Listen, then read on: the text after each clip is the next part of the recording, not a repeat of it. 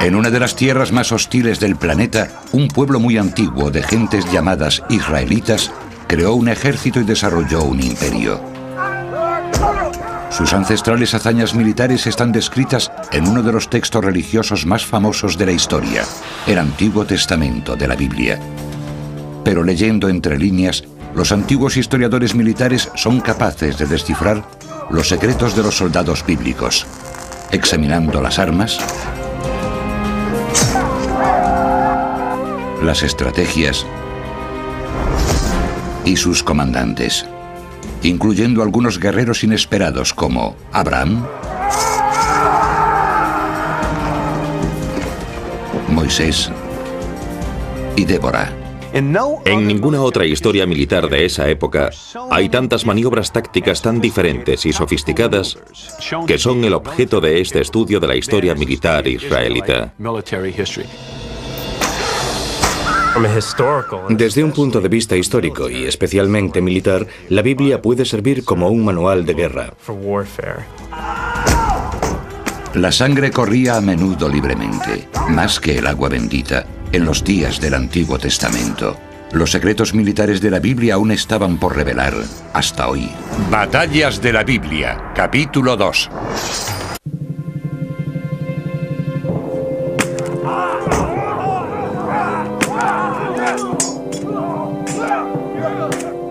Josué y su ejército israelita habían abierto los muros de Jericó.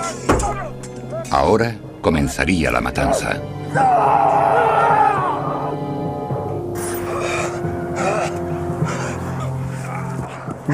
Una prueba más de la profesionalidad del ejército israelita es que mataban obedientemente cuando Josué sometía a una ciudad bajo harén, lo cual no está bien, ¿verdad?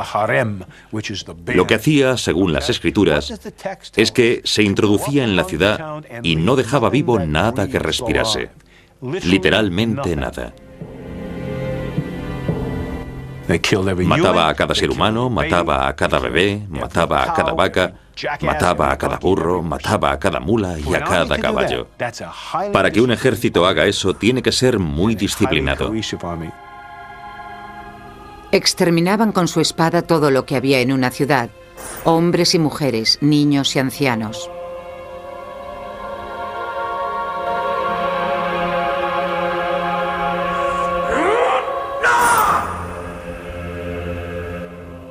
La violencia que se describe en la Biblia se da de hecho en muchos otros textos históricos. El asesinato de niños, el exterminio de poblaciones enteras, la segregación de gente, todo eso ocurría en otras culturas de la época. Y bien, ¿cómo puede uno conciliar eso con la idea de que alguna gente utilice la Biblia como guía de su vida? Uno podría admitir que la historia está equivocada, cosa que yo no creo, o que Dios es una criatura salvaje. Con todo, las enseñanzas de la Biblia están realmente llenas de la violencia suficiente como para que surja la pregunta, ¿qué clase de Dios, si es que hay uno, puede permitir eso?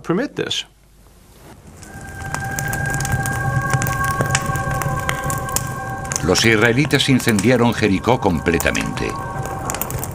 Después de esta primera victoria, la Biblia dice que se retiraron a su base de operaciones en Gilgal. Al regresar, los guerreros que habían derramado sangre eran obligados a permanecer a las afueras del campamento para hacerse una limpieza. Aquel que tocase el cadáver de cualquier humano estaría impuro durante 7 días. Debería hacerse una limpieza al tercer día y al séptimo día, y después estaría limpio. Pero estos 7 días podrían ser no solo para una limpieza física, podía ser también para una limpieza espiritual. Lo que sabemos sobre la psicología de una matanza es que lo que conduce a un ser humano a un colapso psiquiátrico no es el miedo a ser asesinado, es el hecho de matar.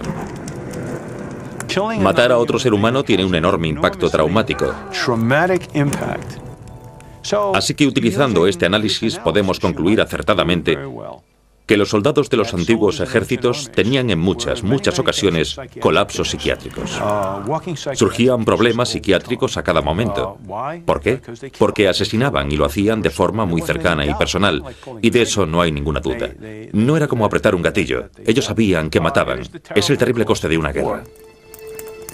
Después de Jericó, los soldados no tuvieron mucho descanso para recuperarse, porque el próximo paso hacia la conquista de Canaán estaba cerca. Josué quería encontrar un paso en las montañas. Cruzando por el medio de Canaán hay una cadena montañosa. A causa de este obstáculo natural, las líneas de avance más fáciles para cualquier fuerza militar eran a través de los valles. Pero las fuerzas de Josué eran principalmente de infantería ligera y no tenían carros. Luchaban sobre todo con espadas en forma de hoz y lanzas, y normalmente llevaban una armadura de cuero. Intentar conquistar Canaán cruzando los valles podría ser desastroso para los israelitas, porque los carros de los cananitas podrían derrotarlos fácilmente. Así que Josué intentó tomar el control de las montañas para atacar la zona desde un terreno elevado. La invasión de Josué empezó en la batalla de Ai. Allí destruyó a un pueblo llamado los Betelitas. Entonces Josué incendió Ai y la sumió en la desolación aquel día. El rey de Ai fue atado a un poste hasta el anochecer. Los efectos psicológicos de la derrota de Ai resonaron a través de todo el territorio. Quiero decir que si los cananitas no hubiesen estado asustados antes, definitivamente lo estarían ahora. Pero esto tuvo una consecuencia inesperada. Las ciudades-estado cananitas comenzaron a reunirse, a formar un frente unido contra los israelitas. La Biblia dice que entonces Josué pactó una alianza militar con los cananitas que vivían en la ciudad de Gibeón. Gibeón está situada en un cruce clave, en el centro de la cadena montañosa de Canaán. Era un objetivo estratégico, y los cananitas harían todo lo que estuviese en su mano para evitar que Josué lo controlase. Firmó un tratado con la ciudad de Gibeón. Esto fue lo que provocó la formación de una coalición cananita rival, y muy poco tiempo después se encontraron en una batalla, en una de las batallas más famosas de la Biblia, la batalla del Valle de Ailón. 5 reyes del sur de Canaán se unieron y atacaron a los nuevos aliados de Josué en Gibeón. Cuando Josué se enteró del ataque, reunió inmediatamente sus tropas. Trasladó sus tropas desde Gilgal, que está a unos 40 kilómetros de distancia, y las llevó a través de la noche en una difícil escalada de unos 1000 metros hacia el este, por la cordillera montañosa de Jerusalén, para situarse cerca de la ciudad de Gibeón antes de que saliera el sol. Gibeón está en un pequeño alto del valle. Las tropas de coalición cananitas estaban acampadas en el valle. Josué situó su ejército sobre las colinas al este del campamento cananita. Parecía haber escogido esta posición a propósito, porque pronto se le uniría otro aliado, el sol.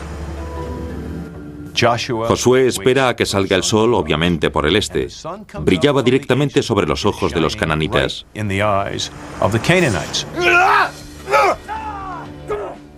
Esto le proporcionó una importante ventaja, porque él iba a atacar montaña abajo. Si levantaban los ojos para ver lo que estaba sucediendo, estarían mirando directamente al sol. Y bajando a gritos por las montañas venía el ejército de Josué, arrasando el campamento de un ejército medio adormecido, de un ejército poco preparado, el mal alimentado ejército de los cananitas, cogiéndolos completamente por sorpresa, destruyendo su moral y forzándolos a una huida inmediata. Los israelitas persiguieron a los cananitas desde la ciudad de Gibeón hasta el valle de Ailón.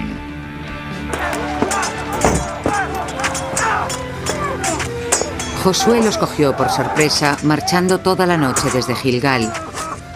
El Señor les infundió el pánico ante Israel. Finalmente, Josué ejecutó a los 5 reyes cananitas. Es una de las grandes victorias de Josué en la Biblia y, sin duda, una de las campañas que han estudiado durante muchos años todos los ejércitos del mundo. Porque lo que tenemos es al ejército israelita caminando casi 60 kilómetros en 48 horas, 2/3 del tiempo bajo condiciones de combate. Es una hazaña militar que los comandantes de hoy en día encontrarían muy difícil de lograr por ellos mismos. Con esta victoria, Josué ganaba el control de las partes sur y central de la cadena montañosa. La Biblia afirma que Josué continuó su ataque sobre el resto del país y finalmente derrotó 31 ciudades-estado cananitas. Pero antes de que Josué pudiera conquistar el territorio entero de Canaán, murió a edad avanzada. La batalla por la tierra prometida, sin embargo, continuaba. El siguiente héroe de la Biblia está a punto de surgir y de librar una histórica batalla contra los habitantes del desierto. Su nombre es Gedeón. Según la idea de Josué, algo tan sencillo como el sol podía significar la diferencia entre la victoria o la derrota. El antiguo estratega militar chino Sun Tzu aconsejaba atacar con el sol detrás del ejército propio. En la Primera Guerra Mundial, los pilotos de combate aliados tenían un dicho para recordar la importancia que el sol podía tener en una batalla: cuidado con el teutón bajo el sol.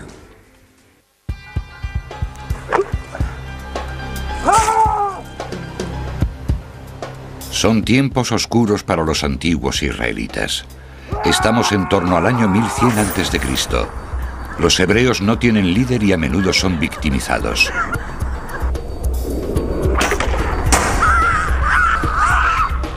La Biblia llama a este tumultuoso periodo el de los jueces. El período de los jueces se parece al del salvaje oeste.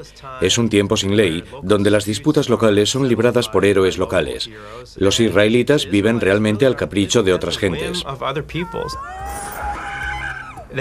No han logrado librarse de los cananitas. Los cananitas todavía están ahí, al igual que otros invasores extranjeros. Del exterior del desierto de Arabia llegó una tribu de fieros guerreros nómadas llamados los madionitas. La Biblia dice que durante 7 años causaron estragos entre los israelitas. Como respuesta al trato madionita, un comandante militar o juez surge para salvar a los israelitas. Su nombre es Gedeón.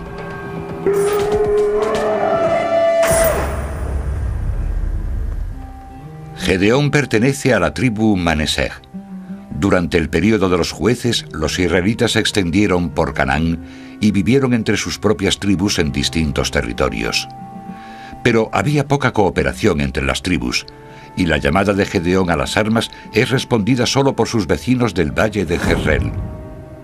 Mientras sus tropas marchan hacia el monte Gilboa, Gedeón entrena a los guerreros de su tribu. De su propia tribu es capaz de reunir una fuerza de unos 600 hombres, y es muy interesante lo que la Biblia nos cuenta sobre el pensamiento de Gedeón. Él mira a sus 600 soldados y dice: demasiados soldados. Gedeón ha desarrollado una estrategia utilizando una fuerza más pequeña y más manejable en contra de los madionitas, cuyos efectivos se cree que se cuentan por miles. Elige solo a 300 soldados de la élite, algunos de los primeros comandantes conocidos de la historia. Estos 300 hombres han sido seleccionados como una especie de fuerza de operaciones especiales para poner en práctica su plan táctico para luchar contra los madionitas. Gedeón lleva su comando a través del valle de Jezreel hacia el campamento madionita. Los comandos llevan antorchas, vasijas de arcilla y shofars, cuernos de carnero que son como las modernas cornetas.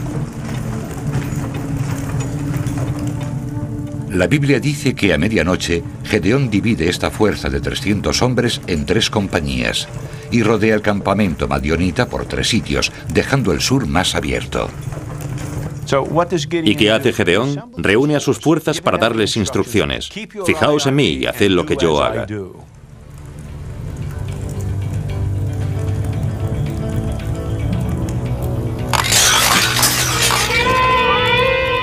Y las 3 columnas soplaron sus cuernos y rompieron sus vasijas.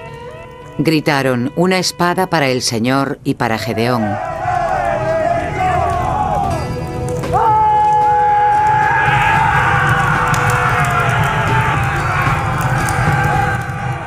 Los madionitas vieron las antorchas y huyeron con el pánico.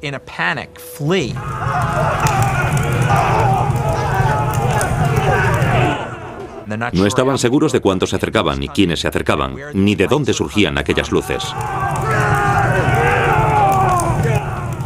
Estaban cegados y comenzaron a dispararse a sí mismos.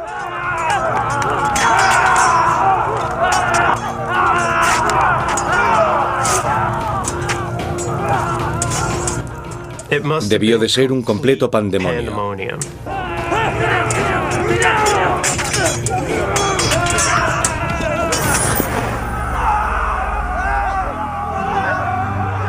Gedeón y sus soldados atacaron al enemigo, pero principalmente condujeron a los madionitas al fondo del valle de Jezreel, hacia el río Jordán. Aquí fue donde brilló la táctica de Gedeón. El ataque nocturno parecía funcionar. Esperando emboscados a los madionitas estaba el resto de los soldados de la milicia tribal que respondieron a la original llamada de Gedeón a las armas. 3.000 soldados tribales israelitas se extendieron por el límite oeste del monte Gilboa, atacaron a las fuerzas madionitas por el flanco y los aniquilaron.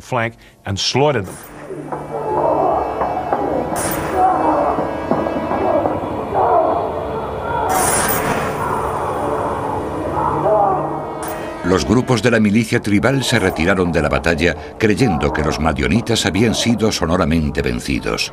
Pero Gedeón aún no estaba contento. El rey de los madionitas había escapado. Lo que sucedió fue que los comandantes de la milicia cogieron a sus soldados y regresaron a casa. Gedeón cogió a su fuerza de 300 operativos especiales, cruzó el Jordán y, según nos cuenta la Biblia, Gedeón y sus hombres comenzaron la búsqueda.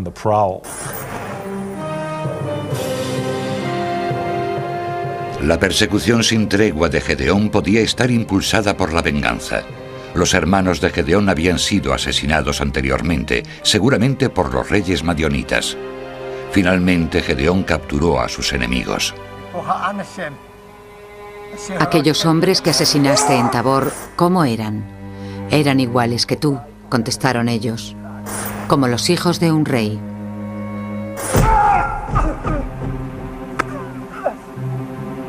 Eran mis hermanos, dijo él, los hijos de mi madre. Como que existe Dios que si los hubieses perdonado, yo no te mataría. Lo que había sucedido era que los madionitas habían capturado a algunos de los hombres de Gedeón, al parecer sus hermanos, y los habían matado. Si esto es lo que nos cuentan las escrituras, entonces, al igual que Michael Corleone en El Padrino, era algo más que un asunto de negocios. Era algo personal. Se trataba de una típica enemistad ancestral, de sangre entre cananitas, israelitas y árabes. Los reyes de los madionitas habían matado a sus hermanos. Gedeón demandaba venganza.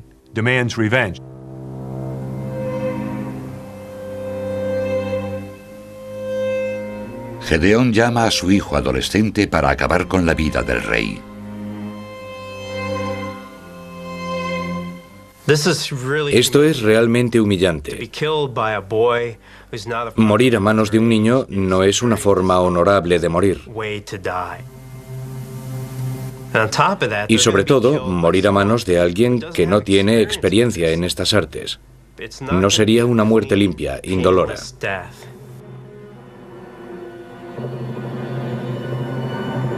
Pero el muchacho no lanzó su espada, porque era tímido, porque aún era un niño.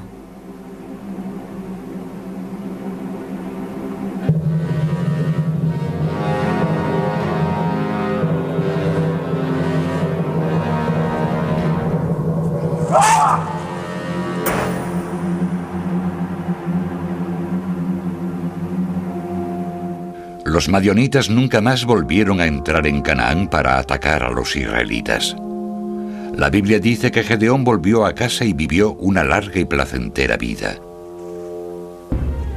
Pero en aquella zona del antiguo Israel, la vida sufriría otra vez los horrores de la guerra, cuando fuerzas enemigas intentaron subyugar a los israelitas. Esta vez, esa fuerza era una de las más poderosas. Eran los filisteos.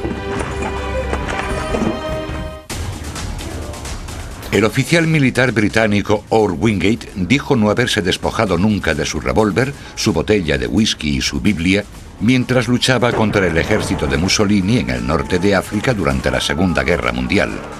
Wingate se inspiró en la historia de Gedeón, creó una fuerza más pequeña y mejor entrenada para derrotar a su enemigo. Wingate llamó a sus comandos la Fuerza Gedeón.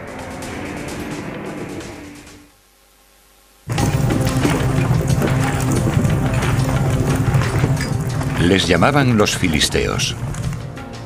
Una gente de mar, seguramente del mar Egeo, avanzaron por el Mediterráneo y se asentaron a lo largo de la costa sur de las planicies de Canaán. Estos fieros guerreros pretendían controlar los puertos del mar Mediterráneo, así como las rutas comerciales de Canaán, incluyendo el a menudo codiciado Valle de Jezreel. Es sobre este estratégico paso donde se libra una histórica batalla bíblica. Esta vez el Salvador israelita es un héroe inusual. Su nombre es Débora. Débora está considerada como la Juana de Arco de su gente. Es profeta y administra consejos, pero también es una astuta comandante militar, y lo sabemos por la estrategia que elige en su batalla. Esta batalla tendrá un poco de todo. Tendrá agentes dobles, tendrá asesinatos y también tendrá un uso brillante del terreno para sus propósitos militares. La Biblia dice que esta histórica batalla fue desencadenada por el rey cananita y el comandante de su ejército, Sísara, que había estado aterrorizando a los israelitas locales. Algunos estudiosos creen que, de hecho, Sísara era filisteo. Enfrentada a unas combinadas fuerzas de potencial amenaza, de cananitas y filisteos, Débora toma la decisión crítica de ir a la guerra. Y como era habitual durante el tiempo de los jueces, la mayoría de las tribus demuestran ser poco fiables. Solo se les unen 4 tribus, logrando una fuerza de entre 6.000 y 8.000 hombres. Ella es la estratega principal, pero su comandante táctico, su general de campo, es Barak. La Biblia dice que ordena a Barak dirigir a los israelitas a la cumbre del monte Tabor, que está situado en la cara norte del valle de Jezreel. La elección del monte Tabor es brillante. Es brillante porque está muy alto y desde esa posición Barak puede ver a cualquier ejército aproximándose desde cualquier dirección. En segundo lugar, es muy escarpado, lo que significa que el ejército cananita o el ejército filisteo, que básicamente utilizan carros como su fuerza de combate, serán incapaces de escalarlo o maniobrar. El cuerpo de carros de los filisteos es uno de los más mortíferos de Oriente Medio. Tanto los que los guían como los arqueros llevan costosas armaduras de escamas de bronce. Las escamas están superpuestas como las de un pez y tienen unos 2 milímetros de grosor. Eran muy efectivas, podían parar las flechas, por ejemplo, podían parar una espada.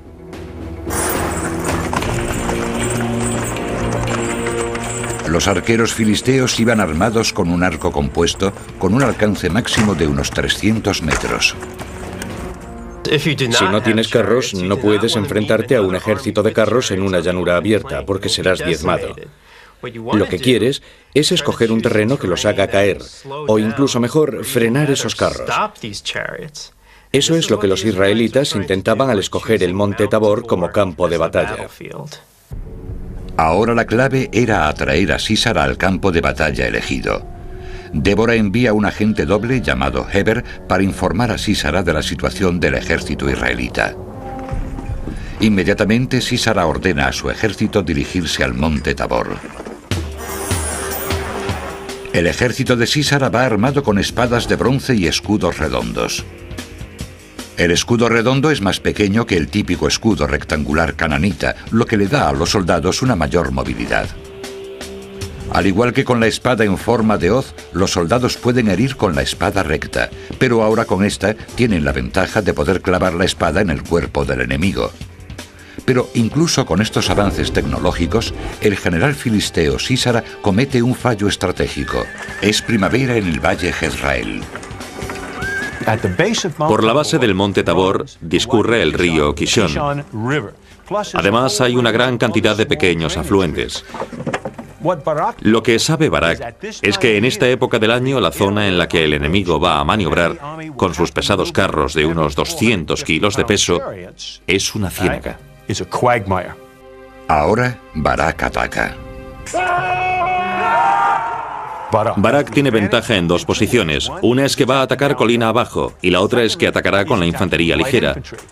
Sus hombres se podrán mover en el barro mucho más rápido que la infantería pesada y, por supuesto, los soldados en los carros no se podrán mover en absoluto. Si lo juntamos todo, tenemos a un ejército israelita dotado de una gran movilidad, muy motivados y bien dirigidos. Y saltando en el barro, la fuerza cananita o filistea estará sobrecogida y sin capacidad de maniobra. Al contrario que la mayor parte de sus hombres, Sísara escapa abandonando a su ejército a su suerte. Lejos del barro, encuentra refugio con una mujer llamada Jael. Y él le dijo: quédate en la entrada de la tienda.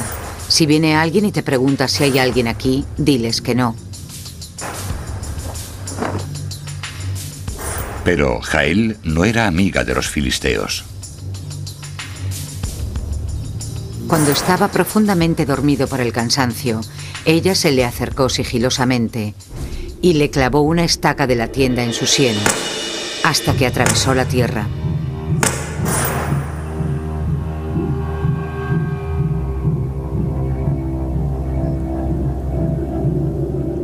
Jael es la esposa de Heber, el agente doble que ayudó a atraer a Sísara al monte Tabor.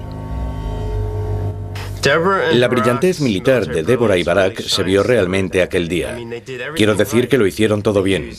Utilizaron la inteligencia militar, utilizaron a los espías adecuados, eligieron el terreno correcto y fue una gran victoria. Pero podían no estar pensando en términos de una gran victoria global. Si lo miramos desde el contexto estratégico más amplio de la situación entre israelitas y filisteos, la victoria de Débora en el río Kishón fue una catástrofe estratégica. Intentemos ver la victoria de Débora desde la perspectiva de un oficial de inteligencia filisteo.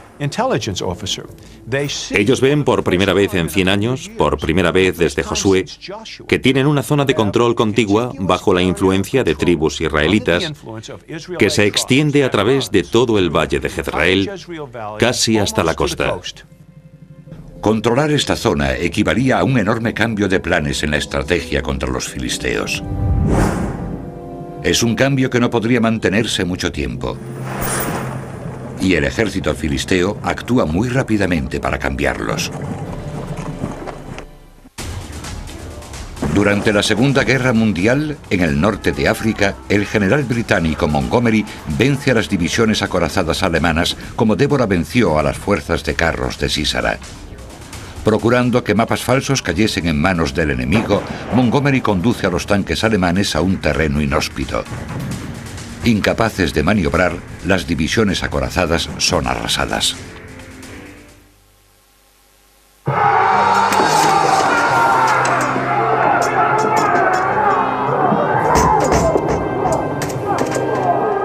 La batalla de Débora en el monte Tabor contra la coalición cananita filistea había sido una gran victoria para los israelitas. Pero este éxito tendría un precio letal.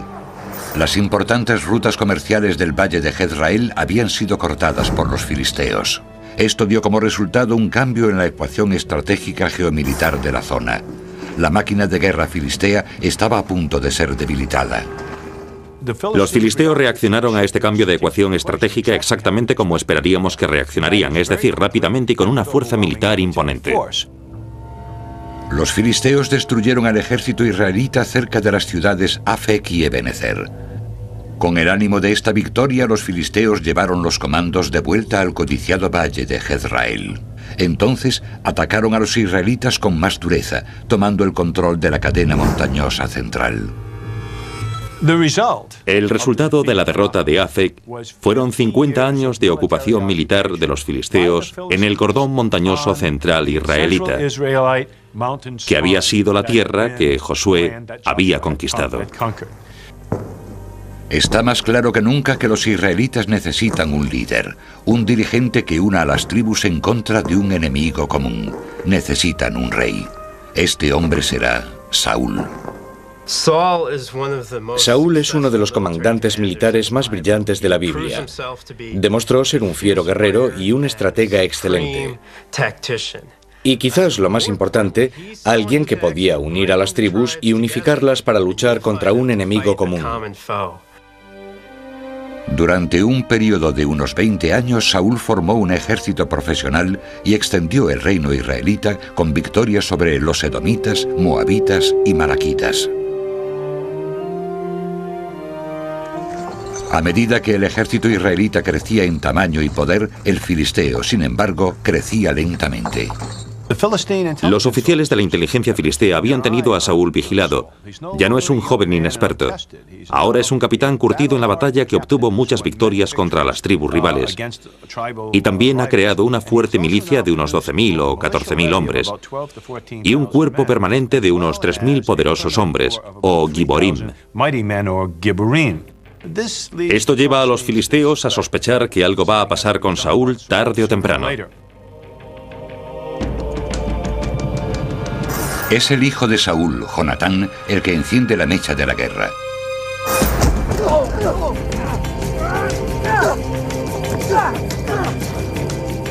Aunque la Biblia no nos habla del motivo, Jonatán ataca a un oficial filisteo.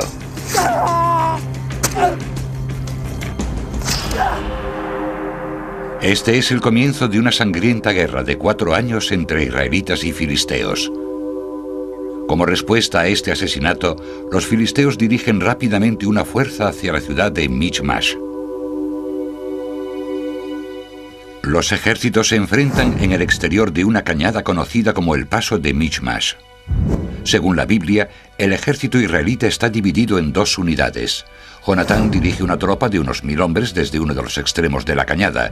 Saúl dirige a una fuerza de 3.000 desde la cumbre. Acampado en el otro extremo de la cañada está el ejército filisteo.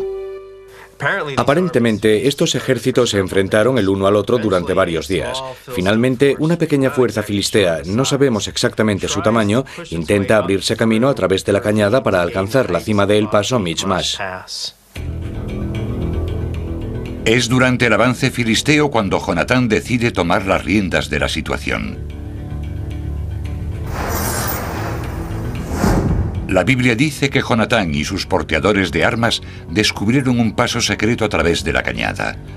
Entonces se acercaron a la retaguardia del ejército filisteo y atacaron.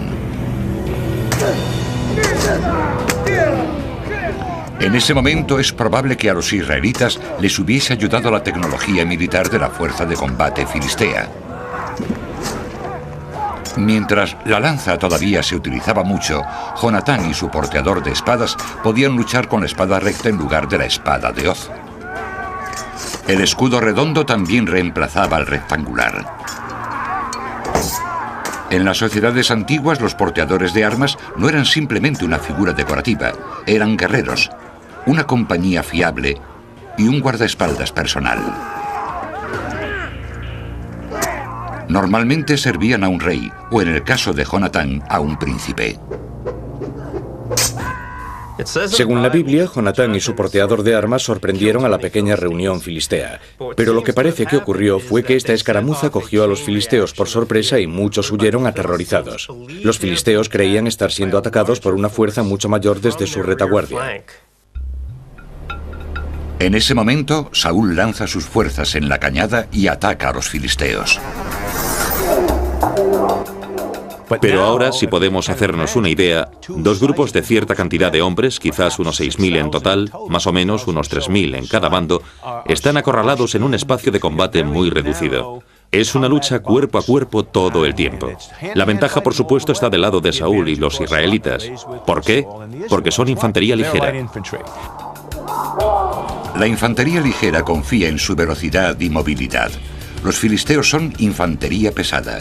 Sus lanceros pueden intentar formar en falange, en densos escuadrones interconectados de varias filas de soldados. Pero en este terreno, la falange no funciona.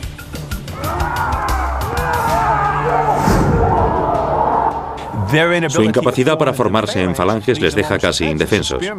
Los lanceros, con todo su pesado equipo, se mantienen firmes intentando aplastar a una infantería ligera muy veloz.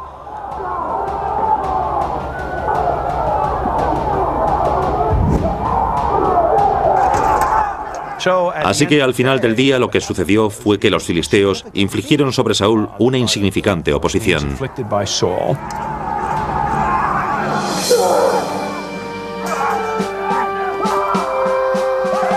Saúl vence ese día y persigue a los filisteos por la cadena montañosa central.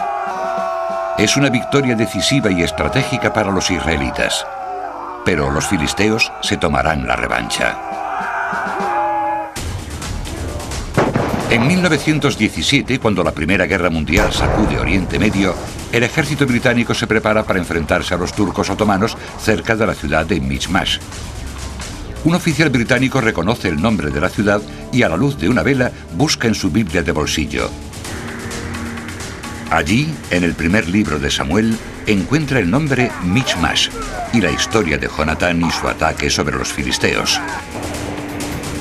El británico descubre el mismo paso que había usado Jonatán, copia su estrategia y sale victorioso de la batalla.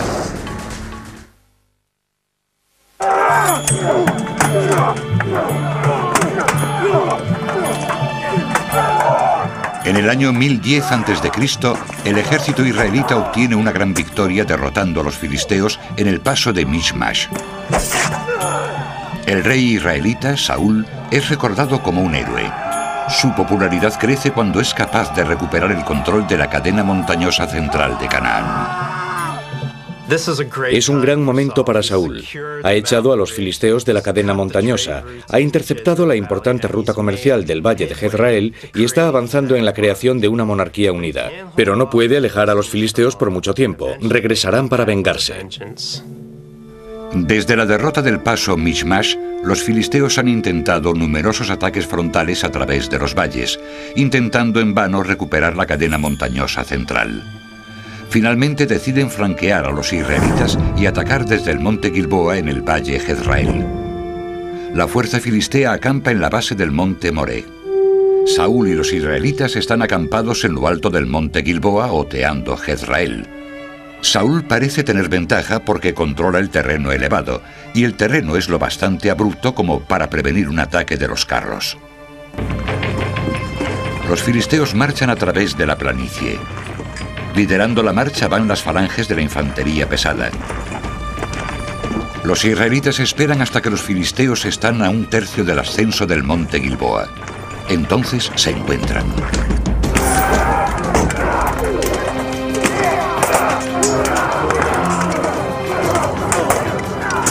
La lucha es feroz.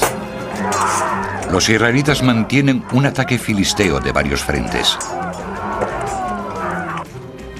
La falange de infantería pesada lo está presionando, presiona a Saúl por 3 frentes, y eso es deliberado. La presión filistea es feroz.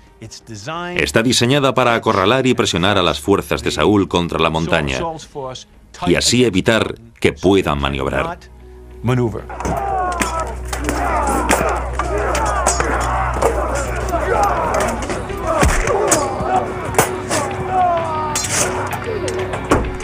Cuando parece que el ejército de Saúl podrá resistir la invasión filistea, sobreviene la tragedia.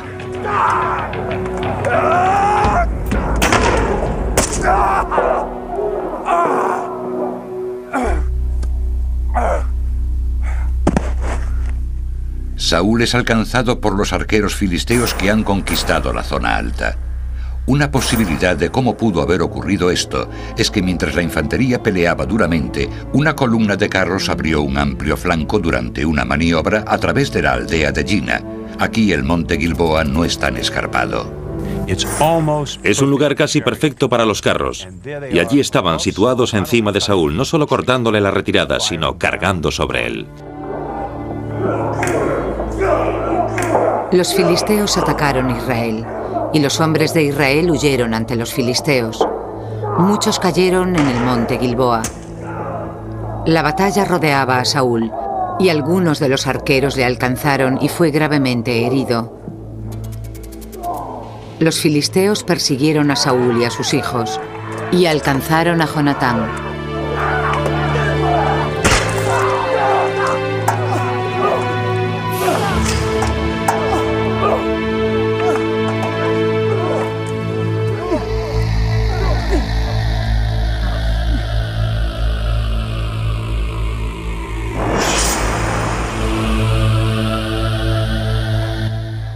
Le hirieron varias veces y se está muriendo. Saúl se está muriendo.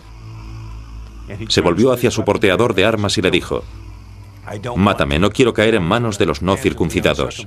No quiero ser un espectáculo público. Pero su porteador de armas no podía hacerlo, no podía matar a su amigo.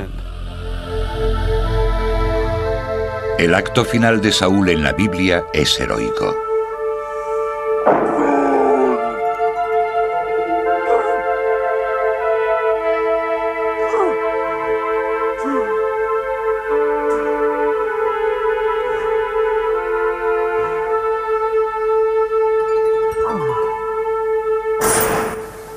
La derrota en Gilboa es una enorme y estratégica derrota para los israelitas. Los filisteos han recuperado las rutas comerciales del valle de Jezreel.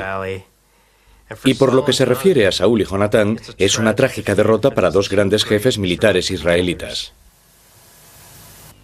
Con todos los progresos hechos para conquistar la tierra de Canaán, los filisteos habían recuperado una vez más la primera posición.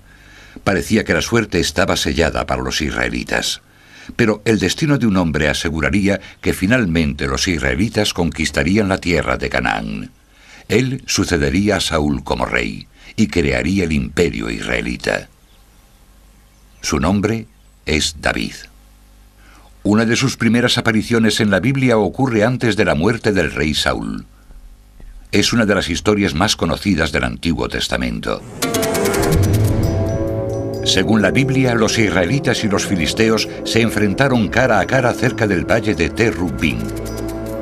Los comandantes deciden comenzar el día lanzando el mayor ataque de sus ejércitos uno contra el otro. Ahora nos suena muy raro, pero una idea frecuente que tenían era que los dioses eran quienes decidían las batallas. Así que resultaría del modo en que los dioses decidieran. El campeón filisteo es un gigante llamado Goliat.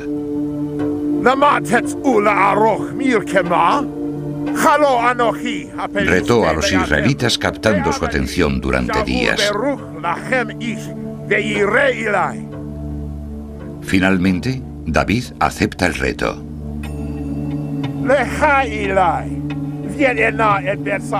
El filisteo dijo a David: «Ven aquí y daré tu carne a los pájaros del cielo y a las bestias del campo».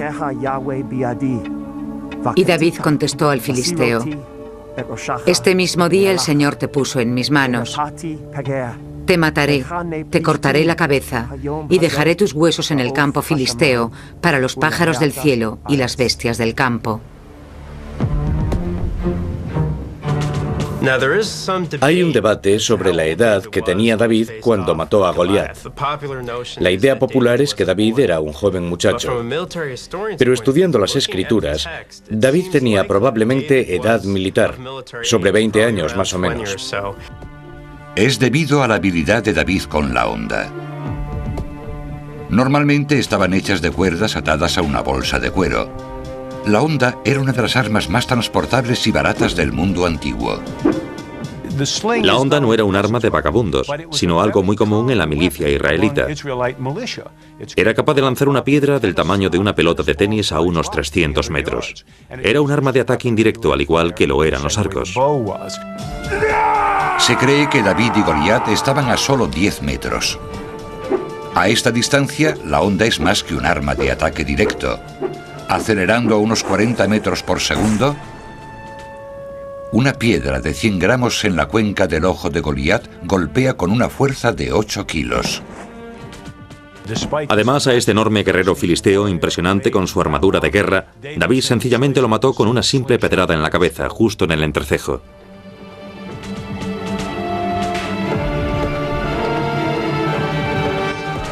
David se acerca a Goliat, coge su arma, su espada de hoz, y le corta la cabeza al gigante.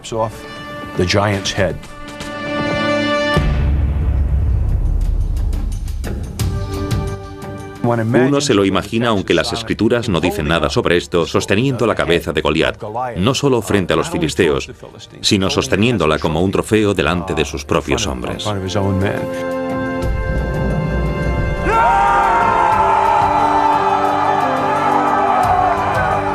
Este hecho atribuido a David se convirtió en leyenda y lo encumbró a la grandeza. En pocos años se convirtió en rey. Venció a los filisteos y tomó el control de la cadena montañosa central del país. Finalmente cumplió la promesa que supuestamente le hizo Dios a los israelitas de conquistar la tierra de Canaán. David continuó los pasos de los grandes comandantes israelitas que eran expertos en desarrollar estrategias, como un cuerpo de operaciones especiales, comandos de incursiones nocturnas que están descritas en lo que algunos creen que es solo un texto religioso. Pero para otros, la Biblia puede ser utilizada como una guía de estrategia militar. En una revisión de las batallas de la Biblia tal y como están descritas en el Antiguo Testamento, lo que tenemos es una saga militar y política de un pueblo que desde su nacimiento hasta su supremacía permanece en la historia como un pueblo intocable, con sus propias instituciones, su propia religión y sus propios ejércitos. Es el viaje fantástico de un pueblo que abandona Egipto hasta crear no solo la tierra prometida que les fue dada por Yahvé, sino también un imperio que nadie les dio, pero que fue conquistado con la fuerza de las armas. Finalmente, después de casi 500 años de sangre y de batallas bíblicas devastadoras, el imperio israelita estaba a punto de surgir.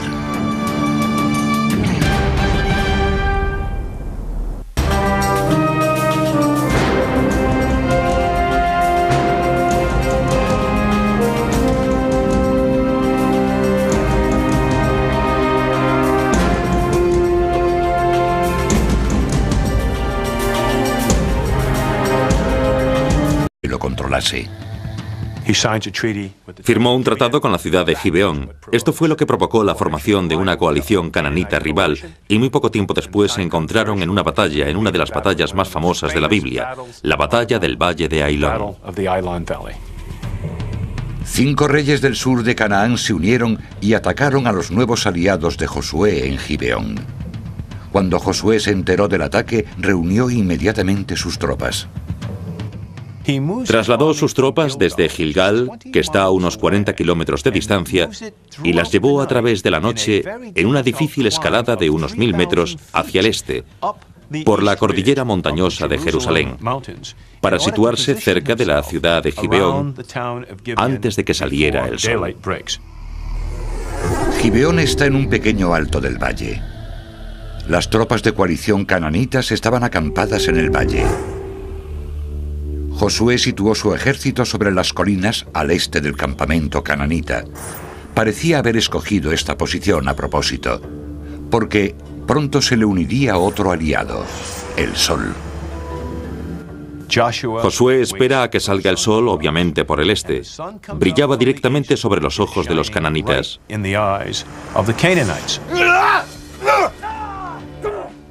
Esto le proporcionó una importante ventaja, porque él iba a atacar montaña abajo. Si levantaban los ojos para ver lo que estaba sucediendo, estarían mirando directamente al sol. Y bajando a gritos por las montañas venía el ejército de Josué, arrasando el campamento de un ejército medio adormecido.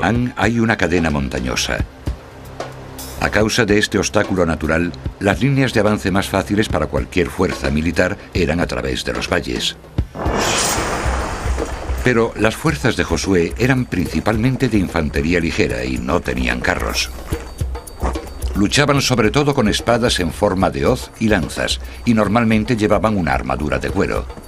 Intentar conquistar Canaán cruzando los valles podría ser desastroso para los israelitas, porque los carros de los cananitas podrían derrotarlos fácilmente. Así que Josué intentó tomar el control de las montañas para atacar la zona desde un terreno elevado. La invasión de Josué empezó en la batalla de Ai. Allí destruyó a un pueblo llamado los Betelitas. Entonces Josué incendió Ai y la sumió en la desolación aquel día. El rey de Ai fue atado a un poste hasta el anochecer. Los efectos psicológicos de la derrota de Ai resonaron a través de todo el territorio. Quiero decir que si los cananitas no hubiesen estado asustados antes, definitivamente lo estarían ahora. Pero esto tuvo una consecuencia inesperada. Las ciudades-estado cananitas comenzaron a reunirse, a formar un frente unido contra los israelitas. La Biblia dice que entonces Josué pactó una alianza militar con los cananitas que vivían en la ciudad de Gibeón. Gibeón está situada en un cruce clave, en el centro de la cadena montañosa de Canaán. Era un objetivo estratégico, y los cananitas harían todo lo que estuviese en su mano para evitar que Josué... En una de las tierras más hostiles del planeta, un pueblo muy antiguo de gentes llamadas israelitas creó un ejército y desarrolló un imperio. Sus ancestrales hazañas militares están descritas en uno de los textos religiosos más famosos de la historia, el Antiguo Testamento de la Biblia. Pero leyendo entre líneas, los antiguos historiadores militares son capaces de descifrar los secretos de los soldados bíblicos, examinando las armas, las estrategias y sus comandantes, incluyendo algunos guerreros inesperados como Abraham, Moisés y Débora. En ninguna otra historia militar de esa época hay tantas maniobras tácticas tan diferentes y sofisticadas que son el objeto de este estudio de la historia militar israelita.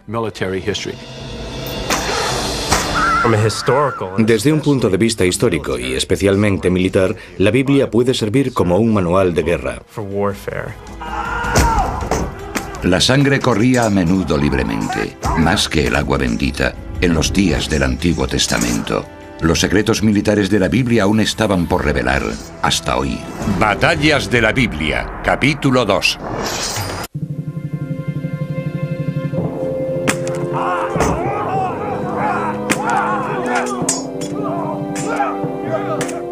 Josué y su ejército israelita habían abierto los muros de Jericó.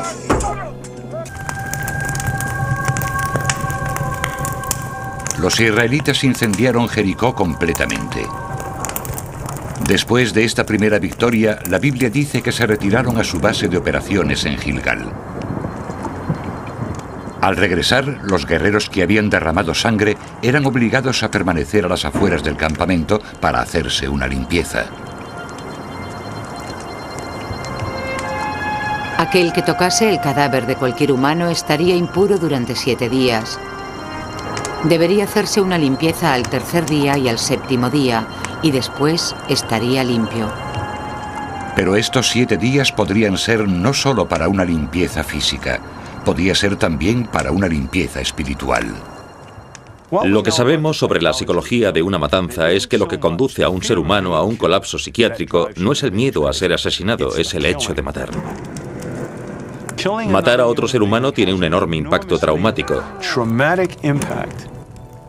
Así que utilizando este análisis podemos concluir acertadamente que los soldados de los antiguos ejércitos tenían en muchas ocasiones colapsos psiquiátricos.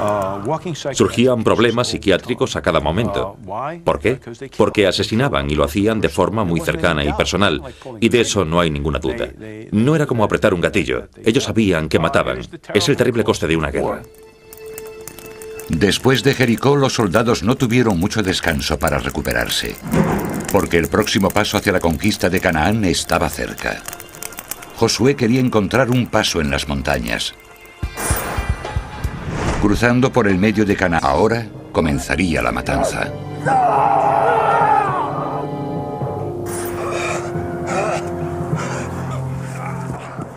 Una prueba más de la profesionalidad del ejército israelita es que mataban obedientemente cuando Josué sometía a una ciudad bajo harén, lo cual no está bien, ¿verdad? Lo que hacía, según las escrituras, es que se introducía en la ciudad y no dejaba vivo nada que respirase, literalmente nada.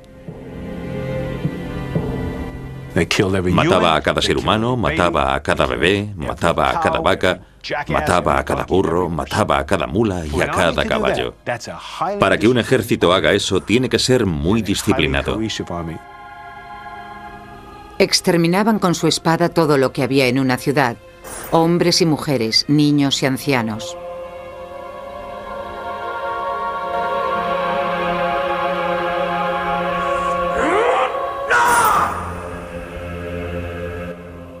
La violencia que se describe en la Biblia se da de hecho en muchos otros textos históricos. El asesinato de niños, el exterminio de poblaciones enteras, la segregación de gente, todo eso ocurría en otras culturas de la época. Y bien, ¿cómo puede uno conciliar eso con la idea de que alguna gente utilice la Biblia como guía de su vida? Uno podría admitir que la historia está equivocada, cosa que yo no creo, o que Dios es una criatura salvaje.